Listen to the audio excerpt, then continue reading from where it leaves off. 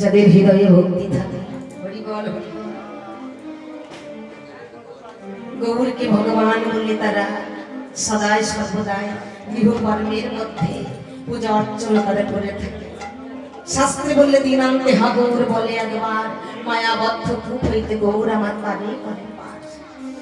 যার বিশ্বাস থাকে ভগবান তার কাছেই থাকে। তাই আজকে ভগবান কাঁদছি, ভক্তগণ সকলে মিলে দর্শন করছে। প্রেম জলে ডুবু ডুবু লোচন তারা, লোচন তারা প্রলাপ সন্তাপ ভাব আদি রসে ভরা। আদি রসে ভরা। যেন প্রণবে কহিছে, প্রণবে কহিছে, প্রণবে কহিছে, যেন প্রণবে কহিছে সচিনন্দন গৌর হরি প্রণবে কহিছে। ওই সচিনন্দন গৌর হরি প্রণব করিছে। প্রমিলা শরণ হয়ে প্রণবে কহিছে, প্রমিলার শরণ হয়ে সচিনন্দন গৌর হরি প্রমিলা শরণ হয়ে সচিনন্দন গৌর হরি প্রমিলা শরণ হয়ে সচিনন্দন গৌর হরি প্রমিলা শরণ হয়ে সচিনন্দন গৌর হরি প্রণব করিছে। একটি অঙ্গে দুটি ভাব প্রকাশ পেয়েছে, হরিবল শ্রীধাম বৃন্দাবনে। আর আজকে কি হয়েছে জানি তাই মধুময় শ্রীধাম বৃন্দাবন থেকে যখন এই শ্রীধাম নবদ্বীপ ধামে গৌর হরি আবির্ভূত হন, তখন দুটি দেহ নিয়ে এই নবদ্বীপে এসেছে এক হয়ে। তাহলে একটি দেহে হয়েছে কি মা দুটি ভাব, কখনো রাধার কখনো কৃষ্ণের। ভাবটা কি আজকে ভক্তগণ সকলে দর্শন করলেন যে গৌর হরি কখনো কাঁদছে, কখনো হাসছে, কখনো প্রলাপ। প্রলাপ কইছে কি কইছে? প্রলাপ। গৌর হরির দুটি নয়ন যেন ডুবু ডুবু হয়ে গেছে, জলে ডুবু ডুবু। অনেকে দেখবেন কাঁদে, নয়নের জল গড়িয়ে বক্ষ দেশে পড়ে। আবার অনেকে দেখবেন ওই নয়নের মধ্যেই থাকে, জল পরিপূর্ণ, তো মনে হয় যেন তারা ডুবু ডুবু ডুবু ডুবু করছে। তো বৈষ্ণব কবি এক পাশে দাঁড়িয়ে বলছে তারাও ডুবেছে, গৌর প্রেম রসার নভে তারাও ডুবেছে। কোন তারা? হরিবল হরিবল। এ জগতে বোঝালে তারা বলতে আকাশে এক তারা উদয় হয়, কেননা চাঁদ উদয় হয়, চাঁদের পাশে তারা থাকে। ওই আকাশে এক হচ্ছে তারা, আর আমার গৌর চাঁদ অবতীর্ণ হয়েছে শ্রীধাম নবদ্বীপে, তার পাশে আছে কারা? বললে তারা আছে। তারা বলতে কারা? না ব্রজে যারা নদেও তারা, ব্রজে যারা নদেও তারা।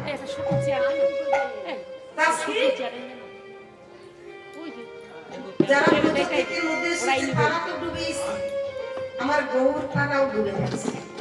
দুটি নয়নের তারা জলে ডুবু ডুবু করছে, বলছে দেখো দেখো প্রেম জলে ডুবু ডুবু। লোচন তারা, লোচন মানে নয়ন, তাহলে লোচনে ওই নয়ন তারা ডুবু ডুবু হয়েছে। আর আজকে প্রলাপ হয়েছে। কি প্রলাপ হয়েছে? কাঁদিয়া কাল হরে প্রণব তোমর বুদ্ধি বুদ্ধি গো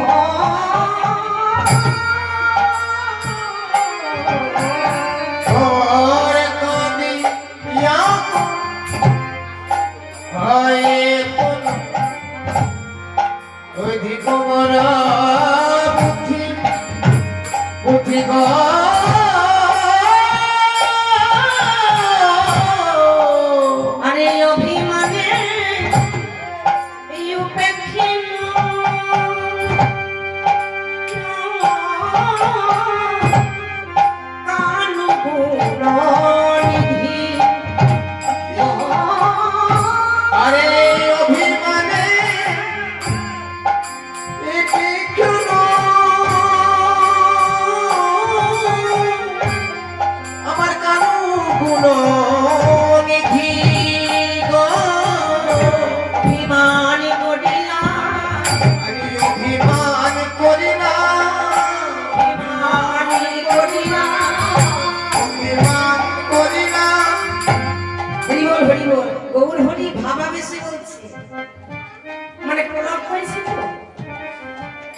মধুমতি সখীকে জড়িয়ে ধরেছে, ধরে বলছে আমি কি করলাম বন্ধু, অভিমান করে আমার কানুগুলো নিধিকে আমি হারিয়ে ফেললাম। কাবিয়া ভয়ে কোনো ধিকমন বুদ্ধি, অভিমানে উপেক্ষিত কানুগুলো নিধি। অভিমান করে আমার কানুগুলো নিধিকে আমি উপেক্ষা করলাম। হায় হায়, এ আমি কি করলাম, মান করে আমি কাজ ভালো করে নাই। মান করে কি হয়েছে দেখ, যে হইল মন দুঃখ কি বলিব কান, আমার মধুমন জীবন আমি এখন কইছে জুড়াই, কইছে জোড়ায় যে দুঃখ আমার হয়েছে এই দুঃখের কথা এখন কাকে বলবো।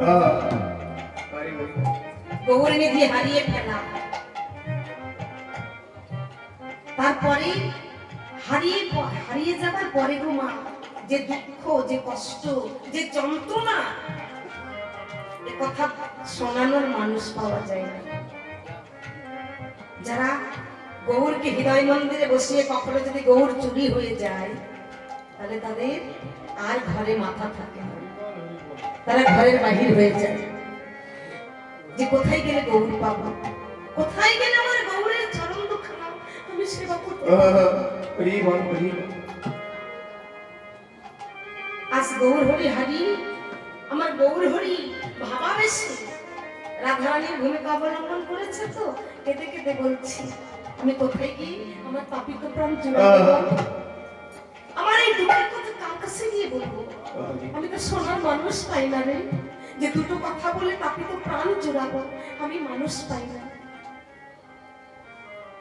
তাই যে হইল মন দুঃখ কি বলিব কার, আমার মধুমন জীবন আমি কইছে জুড়াই, তার কাছে গিয়ে বলবো। বৈষ্ণব পদকর্তা এক পাশে দাঁড়িয়ে বললেন, এই রূপে উদ্ধার এলো সবল আরো নাকি, রাধা মোহনে কহে কিছু না হলো আমার। রাধা মোহন দাস পদকর্তা বললেন, এই রূপেই উদ্ধার হয়ে গেল এ জগতে, এইভাবেই উদ্ধার হচ্ছে। শুধু আমি পড়ে রইলাম, সবাই তলিয়ে গেল, আমার ঘরের মধ্যে সে পড়ে রইলাম, আমার ঘরে মদসে করে রইলাম, ঘরের মধ্যে সে পড়ে রইলাম, আমি ঘরে মদসে করে রইলাম, সাধু গুরুর চরণ না সেবা করিলাম, ঘরের মধ্যে সে পড়ে রইলাম, সাধু গুরু চরণ সেবা করিলাম, আমি ঘরে মদসে করে রইলাম, আরে বাবস দেখো আমি ওই ঘরে মদস দেব আমি, নিজ কর্ম দোষে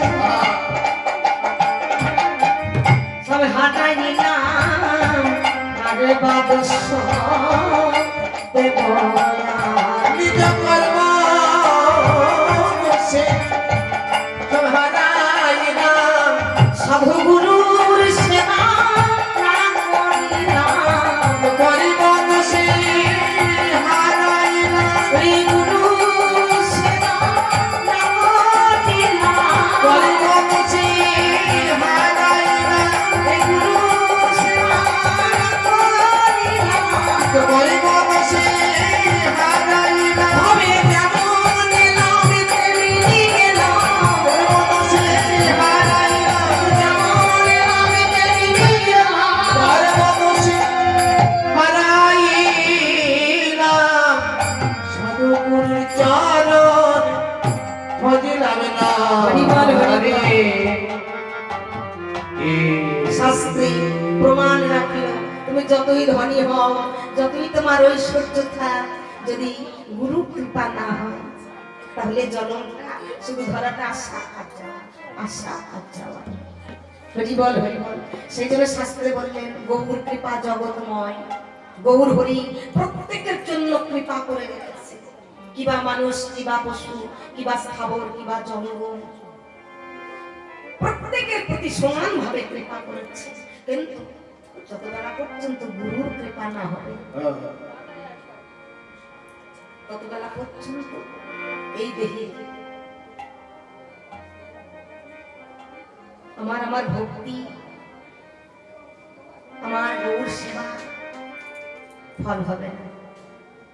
আমার অনেকে দেখবেন অনেক উপোস করে থাকে, অথচ দীক্ষাটাই নেই, 3-4 দিন উপোস চলছে, কিন্তু তার বৃথা, উপোস করা বৃথা। দীক্ষা যতবেলা পর্যন্ত না নিবে দেহ পবিত্র হবে না। তুমি দীক্ষা নিয়ে তারপরে তো উপোস করো, দেখবে তার কার্যকরী হবে, ফল পাবে। সেই জন্য দীক্ষায় আজকে সাধুগুরুর চরণ যে যত সেবা করবে তার তত কৃপা লাভ হবে। রাধা মোহনদাস পদকর্তা, হরে কৃষ্ণ। আমার রাধা মোহনদাস পদকর্তা কেঁদে বললেন, নিজ কর্ম দোষে আমি পড়ে রইলাম, এই রূপে উদ্ধার এলো সব নর নারী। হে রাধা মোহনে কহে, হচ্ছে না হলো আমারি, আজ না হলো তোমারে